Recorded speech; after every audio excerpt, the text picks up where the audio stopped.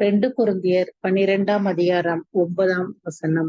அதற்கு அவர், என் கிருபை உனக்குப் போதும், பலவீனத்திலே என் பலன் பூரணமாய் விளங்கும் என்றார். ஆகையால் கிறிஸ்துவின் வல்லமை என்மேல் தங்கும்படி என் பலவீனங்களைக் குறித்து நான் மிகவும் சந்தோஷமாய் மேன்மை பாராட்டுவேன். 2 கொரிந்தியர் 12ஆம் அதிகாரம் 9ஆம் வசனம். 2 கொரிந்தியர் 12ஆம் அதிகாரம் 9ஆம் வசனம். அதற்கு அவர், என் கிருபை உனக்கு போதும், பலவீனத்திலே என் பலம் பூரணமாய் விளங்கும் என்றார். ஆகையால் கிறிஸ்துவின் வல்லமை என்மேல் தங்கும்படி என் பலவீனங்களை குறித்து நான் மிகவும் சந்தோஷமாய் மேன்மை பாராட்டுவேன். இன்னைக்கு இந்த அதிகாலை வேளையிலே பவுலுக்கு ஆண்டவர் ஒரு அபரிவிதமான ஒரு கிருபையை கொடுக்கிறார். என்னன்னா, அவருக்கு ஒரு பெரிய பலவீனம். ஆனா என்னுடைய கிருபை உனக்கு போதும் அப்படின்னு ஆண்டவர் பவுல் அப்போஸ்தலனுக்கு ஒரு கிருபையை கொடுக்கிறார். இன்னைக்கு அதிகாலை வேளையில வந்திருக்கிற நம்ம ஒவ்வொருவருக்கும் ஆண்டவர் அதே கிருபைகளை ஆண்டவர் நமக்கும் தருவார். ஆனா ஏன் அவருக்கு கிருபை கிடைக்குது அப்படின்னு சொல்லி நம்ம பார்த்தோம்னா, ரோமர்ல நம்ம வாசிக்கிறோம், பாவம் பெருகுகிற இடத்தில் கிருபையும் பெருகுகிறது. அதனால நம்ம பாவம் நிறைய செஞ்சா நிறைய கிருபை கிடைக்கும்னு சொல்லலாமா? அப்படி சொல்லக்கூடாதே அப்படின்னும் வசனம் இருக்குது.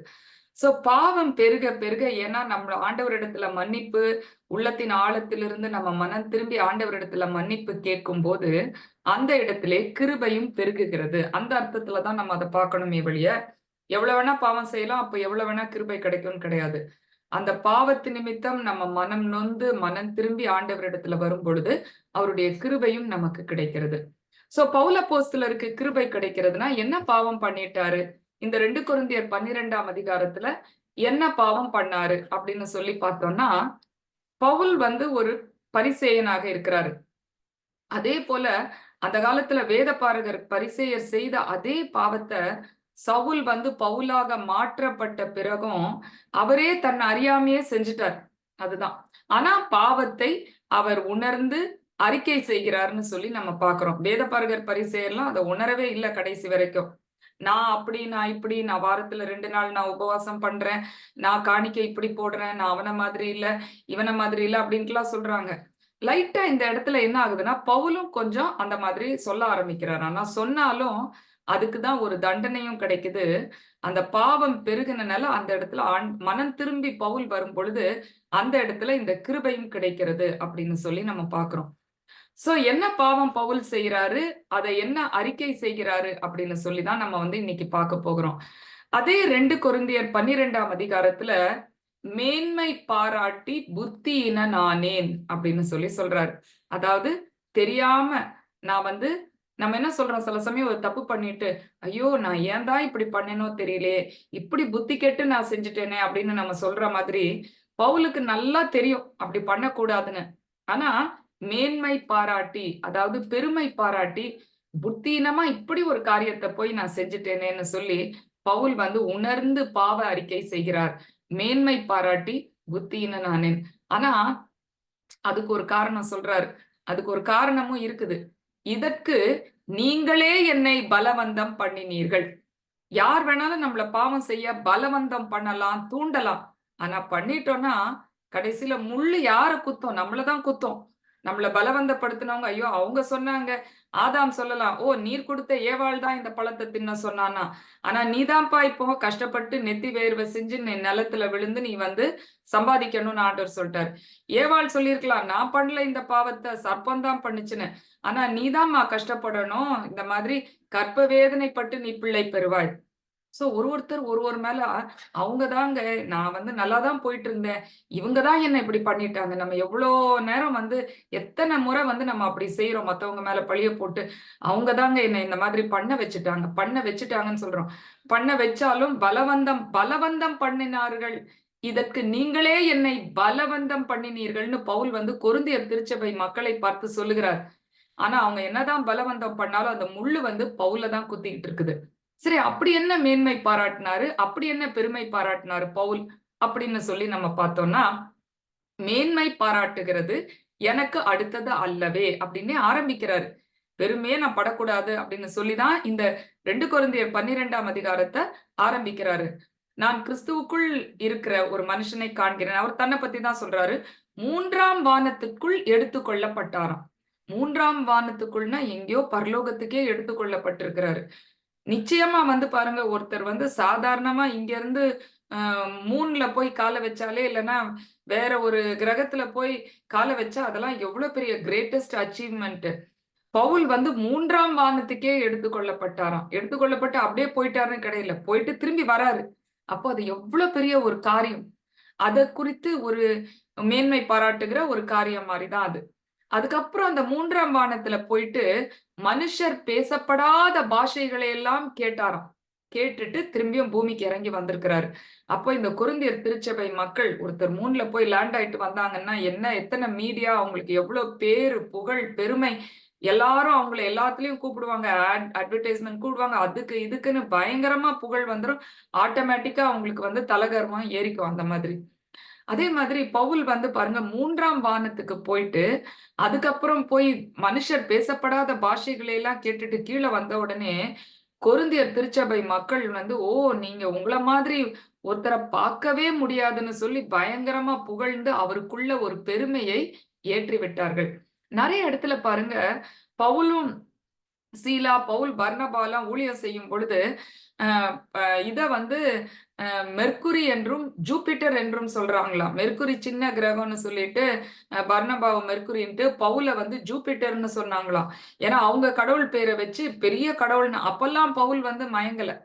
ஆனா இந்த இடத்துல 3ஆம் வானத்துக்கு போயிட்டு இறங்கி வந்த உடனே, மனுஷர் பேசப்படாத பாஷைகளை கேட்டேன்னு அத கொரிந்தியர் திருச்சபை மக்கள் கேட்ட உடனே, அவர ஒரு பயங்கரமான ஒரு உயர்ந்த ஸ்தலத்துக்கு, தன்னையே பெருமை பாராட்டுகிற அளவுக்கு, மேன்மை பாராட்டுகிற அளவுக்கு அவர மேல மேல தூக்கிட்டாங்க. இன்னைக்கும் அதனால காரணம் இல்லாம சிலர் சிலர தூக்குவாங்க, புகழ்வாங்க, ஃபிளாட்டர் பண்ணுவாங்க, முகஸ்துதி பண்ணுவாங்க. ஆனா இது அப்படி கிடையாது. உண்மையிலேயே அவரு செஞ்சத தான், அவருக்கு நடந்தத தான் வந்து இவங்க என்ன பண்றாங்க? புகழுகிறார்கள். அப்போ இது முகஸ்துதி கிடையாது. இது உண்மையான ஒரு நடந்ததுக்கு தான் வந்து புகழுகிறார்கள் அந்த கொரிந்தியர் திருச்சபை மக்கள். ஆனா அதுவே பாருங்க பவுலுடைய உள்ளத்துக்குள் பெருமையை ஏற்படுத்தி விடுகிறது. இன்னைக்கு நம்மளும் உண்மையிலேயே நம்ம வந்து அதுல பெஸ்ட்டா இருக்கலாம் சில காரியங்கள்ல. முகஸ்துதின்னு கிடையாது. உண்மையிலேயே வந்து நம்ம வந்து அந்த காரியத்துல நம்ம டாப்பா இருந்தாலும், மத்தவங்க வந்து உன்ன மாதிரி யாரும் இல்ல, உன்ன மாதிரி யாரும் இல்லன்னு புகழ்ச்சியே வந்து சாத்தான் வந்து அந்த பெருமையை கொண்டு வருகிறது. ஆதாம் ஏவாள பார்த்து கூட நீங்கள் அந்த பழத்த அந்த கனியை புசித்தீர்கள் என்றால், நீங்கள் தேவர்களைப் போல் ஆவீர்கள் என்று தேவன் அறிவார். அப்படின்னு சொல்றாங்க. அதனால அவங்களுக்கு வந்து அந்த புகழ்ச்சி, அந்த பவுலும் அத திரும்ப மொத்த திருச்சபை மக்களும் எல்லாரும் அவர சொல்லி, சொல்லி அவர ஏத்தி விட்ட உடனே, பவுல் வந்து நம்மள பெரிய ஆள் போலன்னு நெனச்ச விட்ட உடனே ஆண்டவர் என்ன பண்றாரு? அந்த இடத்துல பெருமை என்கிற பாவம் வந்த உடனே, ஆண்டவர் வந்து அந்த இடத்துல ஒரு அடி குடுக்குறாரு. எல்லா இடத்துலயும் முதல் பாவம் ஆதாம் ஏவாளே பெருமைதான். அங்க ஆண்டவர் வந்து அடிக்கிறாருன்னு சொல்லி பார்க்கிறோம். பாபேல் கோபுரத்த கட்டும் பொழுது நமக்கு பேர் உண்டாக்குவோம் வாருங்கள் என்று சொல்லும் பொழுது, அங்க ஆண்டவர் ஒரு அடி குடுக்கிறாருன்னு சொல்லி பார்க்கிறோம்.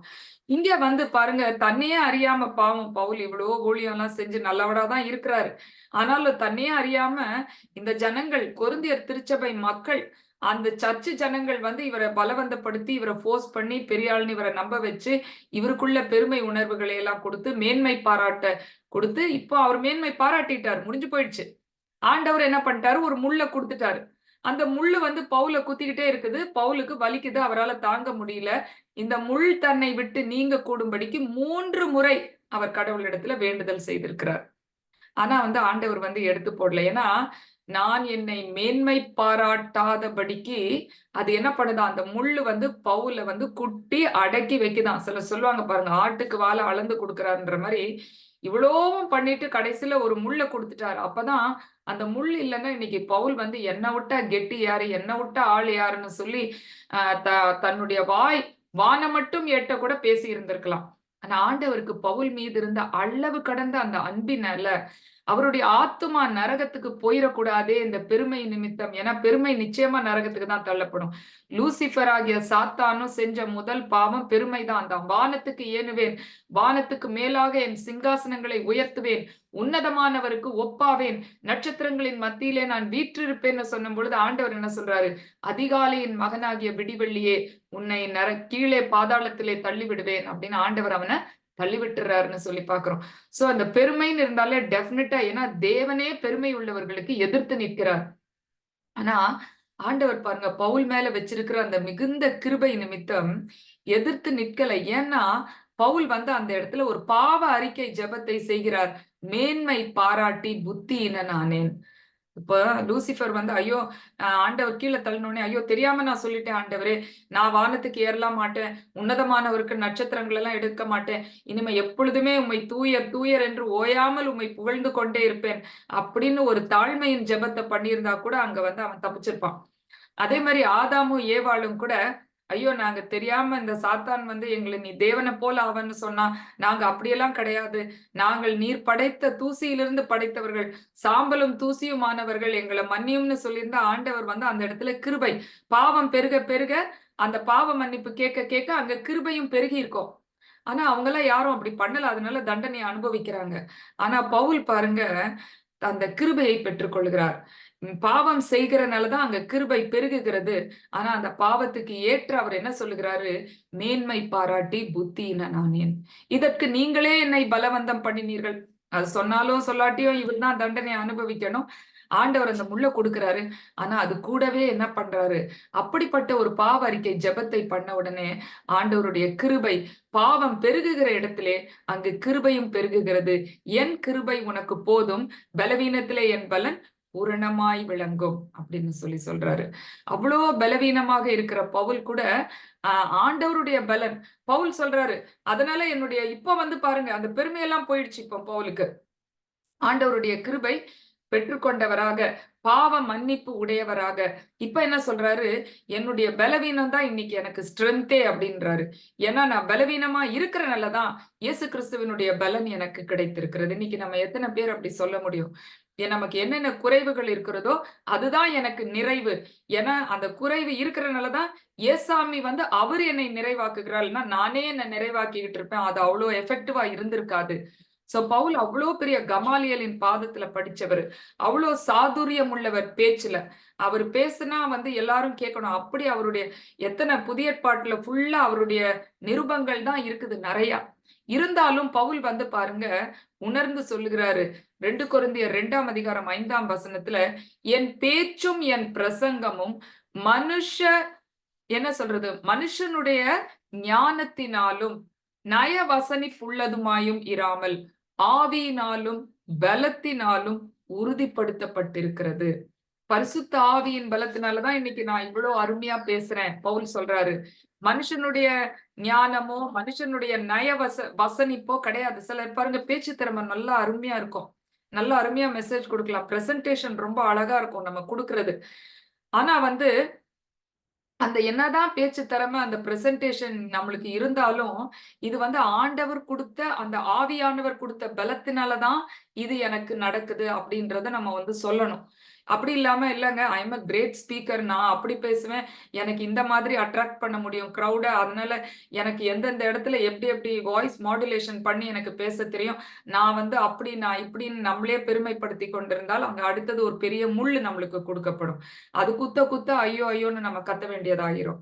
அதனாலதான் வந்து அதுக்கு முன்கூட்டியே இந்த முள்ளு வரதுக்கு முன்னாடியே நம்ம என்ன பண்ணணும்? பேசாம தாழ்மையாக அந்த பெருமைக்கு நிறைய பேர் நம்மள பலவந்தப்படுத்துவாங்க. ஒரு காரியத்துல உண்மையிலேயே நீங்க பெஸ்டா இருக்கும் பொழுது நிறைய பேர் நம்மள நீங்க தான் கிரேட்ன்னு சொல்லி பலவந்தப்படுத்துவாங்க. அப்ப நம்ம என்ன சொல்லணும்? பவுல் அப்போஸ்தலனை போல அப்பிரயோஜனமற்ற ஊழியக்காரன் நான், எல்லாமே அவர்தான் அப்படின்னு சொல்லி முற்றிலுமாக அவருக்கு நம்ம எல்லா மேன்மையையும் நாம் கொடுக்க வேண்டும். ஆகவே இந்த அதிகாலை வேளையிலே இன்னும் அநேக வசனங்கள் நம்ம இதுல இருந்தாலும் இன்னைக்கு வேற மாதிரி ஒரு டாபிக்ல நம்ம இதை தியானிச்சிருக்கிறோம்.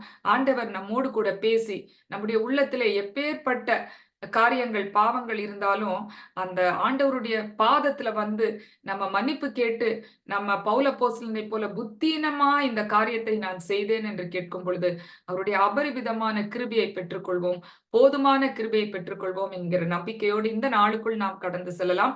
இந்த ஜூன் மாதத்திலும் அவர் நமக்கு கொடுத்த வாக்குத்தத்த வசனம் எசேக்கியேல் 39ஆம் அதிகாரம் 29ஆம் வசனம், என் முகத்தை இனி நான் அவர்களுக்கு மறைக்க மாட்டேன். ஒருவேளை நம்ம பெருமை உள்ளவர்களாக இருக்கும் பொழுது ஆண்டவருடைய முகம் மறைக்கப்படும். ஆனா நான் இந்த மாதிரி பாவம் செய்து நான் புத்தியினனானேன்னு சொல்லி ஒரு தாழ்மையின் ஜெபத்தை நம்ம ஆண்டவருடைய பாதத்துல நம்ம விழுந்து நம்ம செய்யும் பொழுது ஆண்டவர் நிச்சயமாக அவருடைய முகத்தை இனிமேல் மறைக்க மாட்டார், நம்மேல் பிரகாசிக்க செய்வார், அவருடைய கிருபையை நமக்கு அருளுவார், போதுமான கிருபையை நமக்கு அருள்வார் என்கிற நம்பிக்கையோடு இந்த நாளுக்குள் கடந்து செல்ல கர்த்தர் தாமே நம் ஒவ்வொருவருக்கும் அப்படிப்பட்ட கிருபைகளையும் ஆசீர்வாதங்களையும் தந்தருளுவாராக. ஆமேன்.